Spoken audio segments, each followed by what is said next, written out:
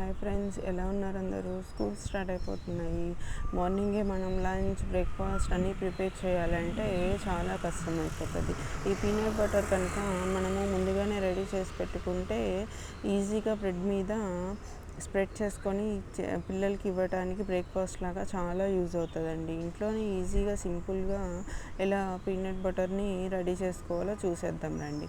ముందుగా పీనట్స్ని లో ఫ్లేమ్లో బాగా వేయించుకోవాలి. ఈ వేయించుకున్న పీనట్స్ని మిక్సీలో వేసి బాగా మెత్తగా పౌడర్ అయ్యే వరకు గ్రైండ్ చేయాలి. ఇవి ఆగి గ్రైండ్ చేయాలండి. అప్పుడే ఆయిల్ రిలీజ్ అయ్యి మనం ఎటువంటి ఆయిల్ వేయకుండా సరిపోతుంది. దీంట్లోనే కొంచెం హనీ, బెల్లం, పించ్ ఆఫ్ సాల్ట్ వేసుకొని బాగా మిక్సీ పట్టాలి. మిక్సీ పట్టిన తర్వాత ఇంకా మీకు పొడిగానే అనిపిస్తే అందులోని కోల్డ్ ప్రెస్ పీనట్ ఆయిల్ ఉంటుంది కదండి, బయట ఆయిల్ అయితే కొనొద్దండి, అందులో అయితే యూస్ చేయొద్దు.